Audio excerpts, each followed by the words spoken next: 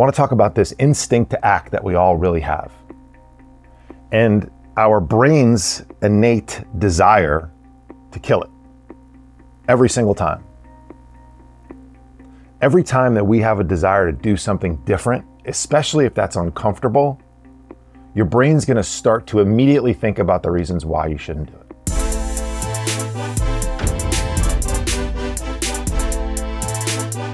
My name is Brian. I help executives inside corporate America transform their personal life to become as successful as their professional careers have been.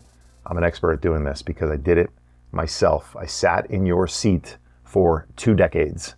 I'm not special. If I can do this, so can you. Welcome back to the show. This is the Success Lift Podcast, episode number 209. Thank you for being back with me. I want to talk a little bit about this week. I'm gonna keep it real short. I hope I always say that and then I ramble a bit. But I want to talk about a little phrase that we used to say back in the day, and I'll give you a little background why we would say it and how hopefully it pertains to you. If you don't know, I worked on Wall Street for 20 years. I was a bond trader for most of that. In that field, in that niche, there's what we call the buy side and the sell side.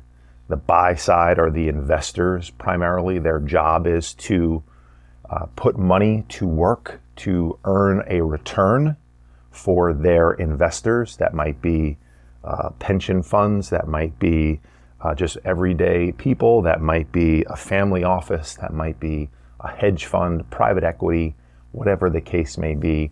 There are large pools of money, whether they be individually strung up from smaller people or from larger institutions around. And so that's the buy side. They put that money to work. They buy things they think are going to go up. They sell things that they think are going to go down. And then there's the sell side of the high yield bond market. And those are the guys who are in the middle of the trades. Those are the guys who are facilitating the market action. They are bringing new issues to the market. They are helping companies raise money that need to. And for most of my career, actually, now that I think about this, about half of my career, that's not true. Most of my career, the majority of my career was spent on the sell side of the market. I was on the buy side for a period of time, but it was primarily in support roles as an assistant, as a junior person. Now that I'm thinking about this, I think I got a little bit of rope, a little bit of capital to trade towards the end of the buy side era of my career. I'm pretty sure my boss was like, if he loses this money, we're still okay. So thanks, Matty J, for letting me trade a little bit on my own. I appreciate you. I learned a ton from you. But most of my career was on the sell side. And why I give you that context is because on the sell side, there are different sets of principles and rules and protocols that you may be concerned with more so than on the buy side. And so like our job is to get a trade done when the customer calls. When the customer checks you, hey, what's going on in this? I want to potentially buy this, or what do you have going on? It's a bit of a poker game. Sometimes they just want to know what's going on. I got to figure out, are you a buyer, are you a seller? What are you doing? You need to figure out, or you need to know if I'm axed, if I have actually something going on, or if I'm just out there waving a flag trying to get you to come say hi to me. It's like this dating game every day when you show up to the office. Can you look cute enough for somebody to talk to you? But you don't necessarily want them to know what it is you want right away. And it was this constant game of cat and mouse, back and forth. And I kind of hated it, so I was usually fairly open with what it was I was trying to do. Oftentimes, that attracted the wrong person, but usually it was pretty obvious when it did, and I tended to do most of my business with the right people. Missed a lot of business because of that, but why I'm talking about the sell side and the buy side. When you're in the seat that I was in, and someone calls you up, and they give you a little bit of information, and they give you something to do, and you go try to do it, we would always have the phrase, time kills all trades. And that's what I want to talk about quickly with you this week. Time kills all trades in your life. Now, they're not high yield bonds, all right?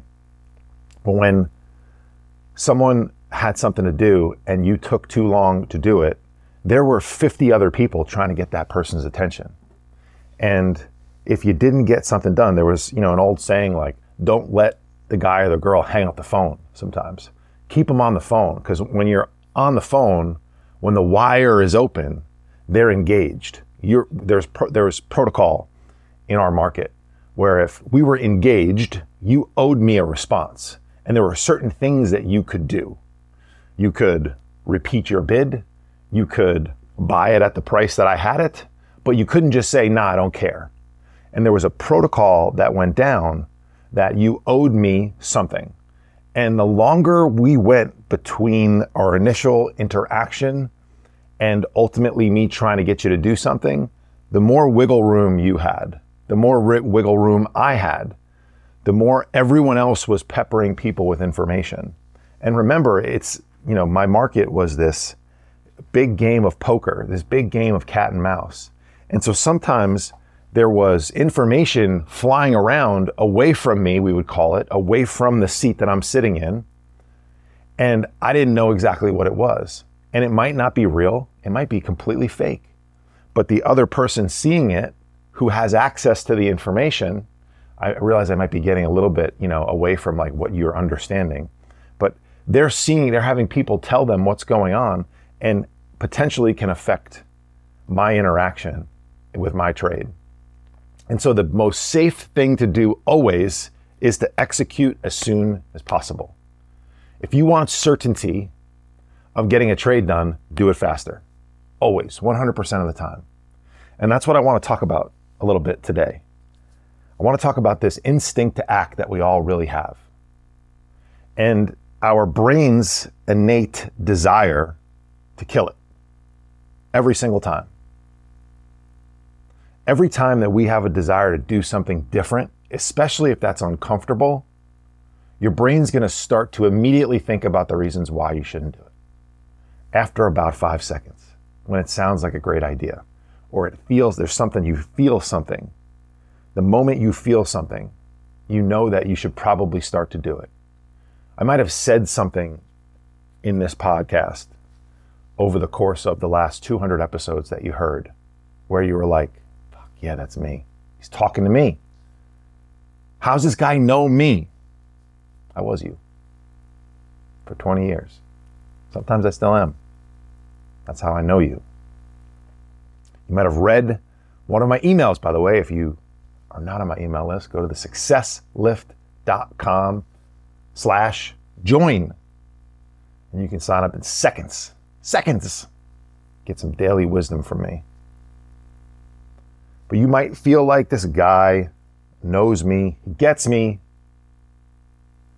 and then you put that aside and the rest of your life moves on. And a year later, you're like, damn, I haven't done anything about that. I'm still losing the same 10 pounds. My wife and I are still having, my husband and I are still having the same fight. I'm still coming home and trying to, not drink so much alcohol. I'm still doing dry January because I decimate myself in December and then I need a break.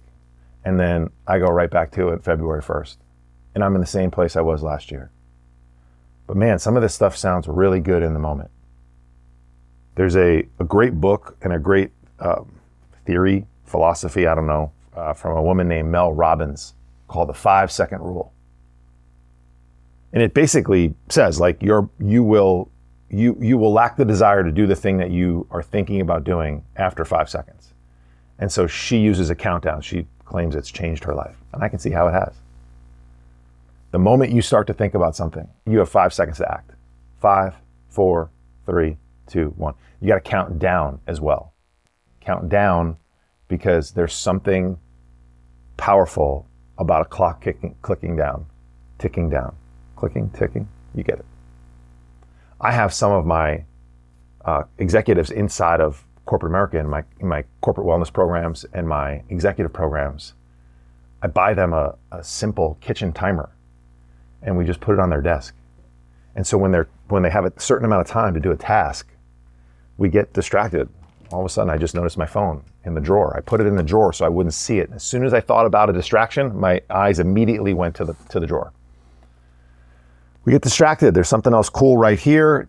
I got my coffee cup over here. My water's right there. Am I hydrated? I haven't taken a sip of water in a while. Let me make sure I get a sip. Our brain is going to take us in different directions. And so you have only a finite amount of time in order for you to take action on the things that you know that you need to. That's why getting into programs and that constantly hold you accountable, that are constantly checking in on what you're doing, where you have feedback loops. I'm a huge feedback loop person. Compress the amount of time that you have to get feedback. What if you had a nightly process to audit inside of a program that was delivered by an expert or a series of experts who have done exactly what you're doing? I just gave you the 2 thumbs if you're not watching on YouTube. What if you had a process to audit every single night? You would know if today was really, really good or shitty, and you wouldn't wait until next month to go, you know what I should do? I gotta do Whole30 again. I'm gonna quit drinking for 2 weeks, because here I am again. And this fucking roller coaster that you're on, of up and down and up and down and up and down, because you're allowing time to kill your trade. You're not just getting to the thing that you know that you need to do, the thing that you've been unwilling to do for so long, or the series of things, and you keep getting distracted by flashing lights around you. You keep thinking that the next thing that pops up is the thing, when in reality, you just need to start to eat the frog that's in front of you. It's an old Mark Twain quote. Your job is to eat a frog. Do it first thing in the morning. I'm paraphrasing. The idea is, if you have to do something you know you need to do, get to it. My morning routines have become so popular because usually you have much more willpower, intention, focus than you do later in the day. The world doesn't come at you right away. So I would ask you, where in your life is time killing a trade for you? What have you been putting off? What have you been hesitating to do? What indecisions have you had? And if you just made a commitment to focus on that this week, today, would things improve in your life? If you did that for the next 4 weeks, would it look any different? If God forbid you started to do it and you didn't stop for a year, would your life change? The things that we do for days or weeks rarely have much of an impact. The things we do for months and years, they change our life. Well, stop allowing time to kill one of the trades in your life that you have. Stop waiting for the summer to be over. Stop waiting for the season of your life to get less busy. Stop waiting for the perfect time for the budget to be in line with something that you need to do from a monetary standpoint, whatever it may be. Start taking an action. The sooner you do, the sooner you'll move towards the goal that you say that you have. Hope this one helped you. If it did, share it with somebody. I appreciate you. See you back here next week.